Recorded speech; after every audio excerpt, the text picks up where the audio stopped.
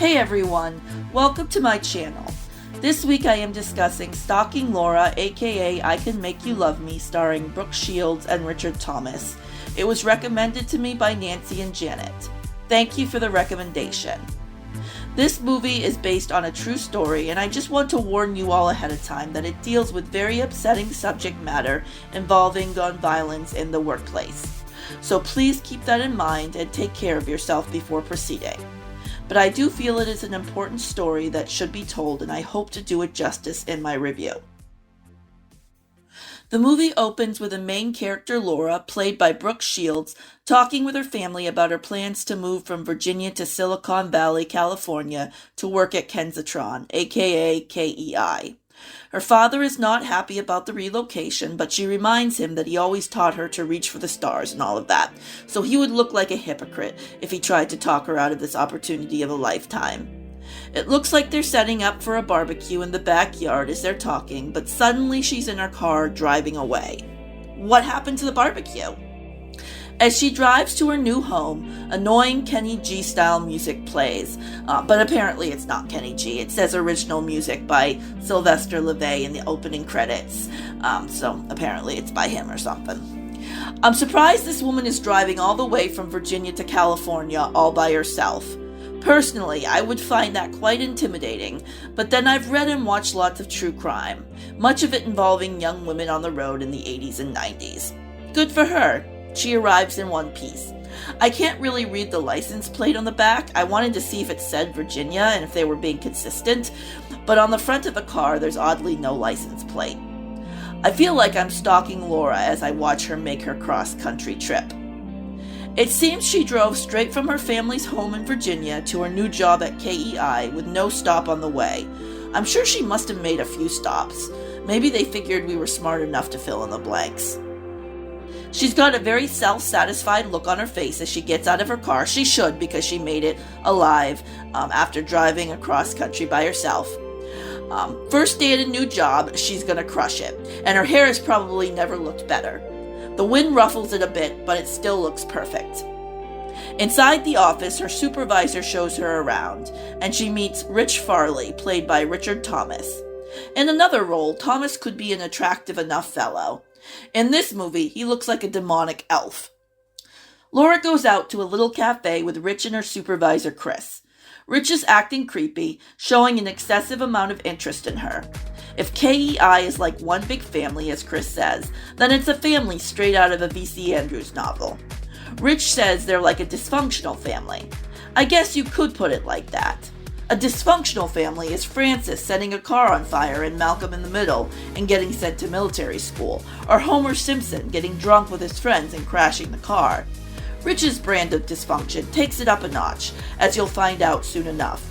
If dysfunction goes to 10, then Rich, like the guitar and Spinal Tap, takes it to 11. On the way back from the cafe, Laura accepts a ride from Rich in his truck. He asks her if she'd like to go to a tractor pull with him. She's like, no.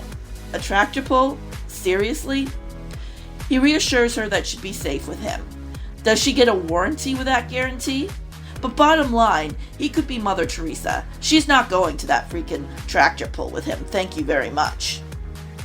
She moves into an apartment with an artist wearing overalls who likes to paint fire escapes. No, I'm not making this up. The artist claims she's not a trust fund baby, but I'm wondering how she could afford this cushy apartment with a pool, jacuzzi, sauna, etc. I mean, the apartment does have really ugly wallpaper, and the kitchen isn't really impressing me, so there's that. Now Laura's arriving to work early, being let in by a woman in accounting named Glenda.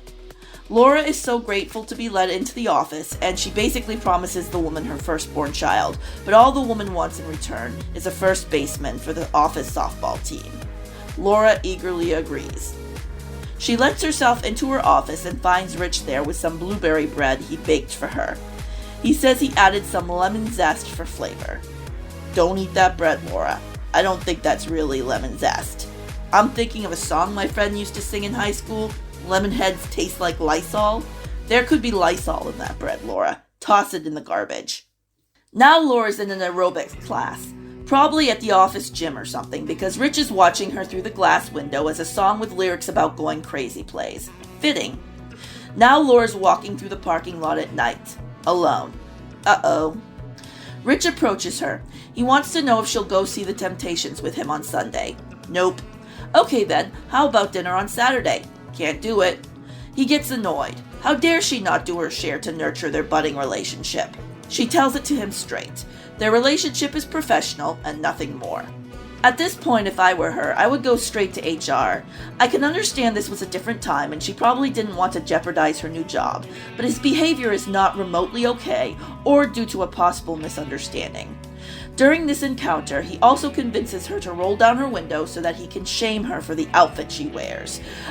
Just to rub it in further that he needs to be reported, I guess.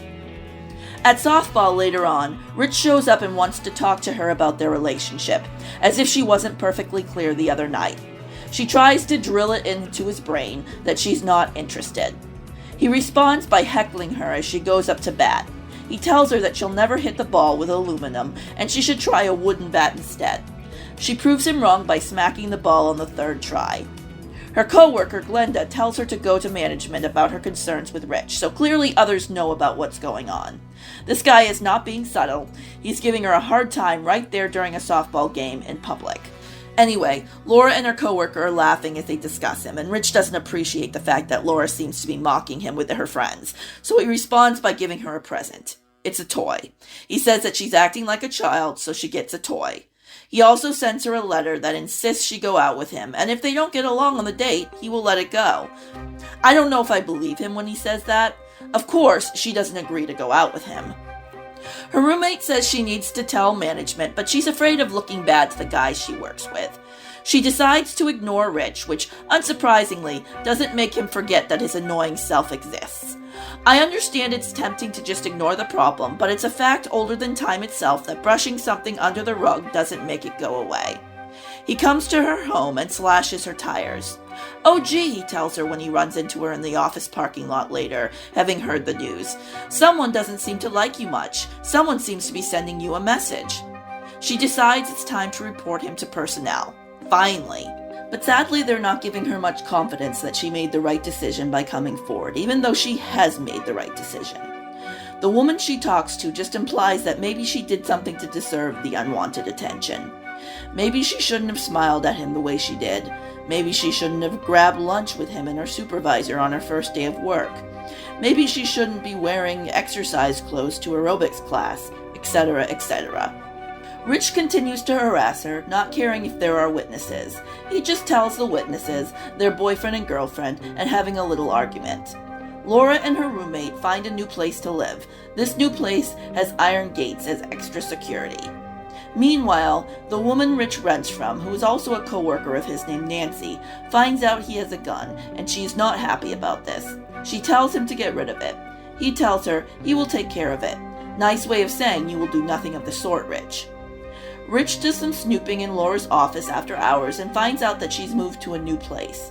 He also finds out lots more information about her from her security questionnaire she filled out and left in a manila folder in her filing cabinet.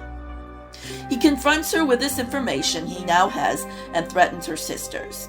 While she's decorating a Christmas tree at home with her family, she gets a package in the mail and it's a photo of her cropped head placed on top of the body of a woman that Rich has his arm around. She freaks out. Her father, after learning what is happening, tells her that she can always get a new job, but she will have none of that, and she promises she will talk to personnel again and make sure they listen to her this time. By the way, anyone else picturing Carolyn from Don't Tell Mom the Babysitter's Dead every time I say personnel? The woman in personnel says they can keep him away from her and make him go to counseling. If he doesn't go to counseling, he will be fired. This doesn't stop him from following her into the ladies' room one day and threatening her. Personnel has a little chat with him. They don't want to see it end like this, but he needs to help them out here. He says if they fire him, he will harm himself and others. It's a pretty clear threat. The personnel lady asks him to clarify, and he happily does, so there's no doubt what he's saying. He's escorted out while Laura and other co-workers watch through a glass office window. At a bar, Rich runs into two guys from work, one of whom was recently fired as well. In a scene reminiscent of one from the 1999 comedy Office Space, the guys are talking about KEI and what a crummy employer they are. They want to get even, but not by stealing fractions of a penny, as the guys did in Office Space. No, Rich is asking his coworker Larry if the glass in the building is bulletproof. Larry gets a bad feeling, but it doesn't sound like he reports Rich to authorities. And back then, I don't know how seriously people would have taken such a comment anyway, even if he had reported it. I mean, personnel has already heard him make threats, and all they did about it was advise Laura to maybe take half a day off before the weekend. It's also interesting that they appeared to fire him on a Friday, or at least that was the impression I got. Reminds me of something the Bob said in that 1999 movie Office Space I was talking about earlier. Maybe they waited until a Friday in order to hopefully avoid an incident? I don't know why it would make much of a difference. People who plan out these kinds of attacks are just as dangerous once the weekend passes. Maybe back in the 80s and 90s, they didn't realize that and thought a couple of days to cool off was enough. Rich shows up in the office parking lot even after being fired and continues to harass Laura. Personnel says it's no longer their problem. They've washed their hands of it, which seems bizarre considering the fact that he made very clear threats to personnel, and I would think they would care that their lives are in danger too. Laura eventually gets a restraining order, and this pushes Rich over the edge. He goes out and buys supplies, which includes a couple thousand rounds. He then buys a motorhome and heads to the office to get revenge. Driving around in a motorhome, this guy clearly isn't afraid of being conspicuous. Whenever I hear about these horrific tragedies occurring, I find it extremely upsetting, and it does frighten me because I wish we could find some common sense solution so that it doesn't keep happening. This is sadly a very relevant movie for the time we're living in. In the 90s, stalker movies were commonplace on the Lifetime channel, and don't get me wrong, it's unreal how much these stalkers were allowed to get away with in the past, and probably even to this day in many cases. But it's what happened in the office building that day in 1988 that resonates with me because it's a story that we keep hearing on the news again and again these days. And I keep thinking, what can we do to make sure it doesn't keep happening? After watching this movie, I've come up with these takeaways. If a coworker is blatantly disrespectful of your boundaries in the way that Rich was with Laura, you should report them ASAP. And this is not to victim blame Laura. The past is the past, and 1988 was a different time. In 2024, that kind of behavior has to be reported ASAP because anyone who is capable of doing that to one person is capable of doing it to others, and they are potentially capable of far worse. It's not just about you and what you are willing to put up with. You have to stop to consider the worst case scenario if the behavior goes unreported. I don't think it's unreasonable to come to the conclusion that this guy was capable of some pretty evil stuff based on how he treated Laura in public, never mind in private. Furthermore, if a coworker is making the kinds of threats that Rich did, merely going to HR is not going to be enough. There are going to be times when you have to report it to the police. It's not enough to just fire him and take away his access to the building. So there are times when the police are going to need to get involved, and that might be easier now than it was in the past. The windows should have been bulletproof. That would have also helped make the place more secure. Rich should not have been able to go buy 2,000 rounds in one day. At the very least, he should not have been able to do that. I can think of no practical reason for allowing that. There should be a limit to how many rounds you can buy at one time. Maybe have some system that tracks these purchases and only allows a reasonable amount of rounds to be purchased per year. I don't think any system would be perfect, and there always are ways around the law, but we should make it more difficult for people looking to commit these atrocities. I also understand the need for red flag laws in every state, but it's also important for people to report suspicious comments and activity. In addition to watching the movie, I did a little bit of research on the true story, but not too much, because I think it's important for the movie to stand alone, and I don't really like talking a lot about actual events, because I don't know the real people, and I don't want to cause them any disrespect. But I will give some basic facts about the real story. Per Wikipedia, the victims who died were Lawrence Kane, 46, Wayne Williams Jr., 23, also known as Buddy, Ronald Donnie, 36, I think I pronounced that right, I'm not sure, Joseph Lawrence Silva, 43, Glenda Moritz, 27, Ronald Stephen Reed, 26, and Helen Lamparter, 49. Injured in the attack were Laura Black, Gregory Scott, Richard Townsley and Patty Marcotte, who apparently broke her arm while escaping. I learned that Laura was harassed for 4 years by Richard Farley. According to Wikipedia and according to the movie, Farley was fired for unsatisfactory performance, not for the threats he made. And as stated at the very end of the movie, even after the horrific event, Laura continued to work for the company, which in real life was called ESL Incorporated, and was located in Sunnyvale, California. Richard Farley received a death sentence for the 7 murders. It appears he is still on death row to this day. This all occurred back in 1988, so he's been on death row for a minute. So many people let the ball drop here, and not any one of them on their own had the power to stop what ultimately happened, I don't believe. But if more people had been on top of things, maybe the outcome would have been different. And that's the tragedy of this story. When this happened back in the 80s, it was not the kind of thing people heard about the way they do now. It's not like these mass events didn't happen before Columbine. In fact, I remember talking with my family about one that occurred at a middle school in Arkansas back around 1997. But nowadays, it seems like we're constantly hearing about another one, and there are many that we don't hear about. And everyone has their own ideas about what should be done to make the U.S. safer. I don't think there's any one solution, but I've heard a lot of really good ideas that should be considered. I give this movie 4 out of 5 stars. Richard Thomas nailed the role, and Brooke Shields did a great job as well. This is 90s television at its finest.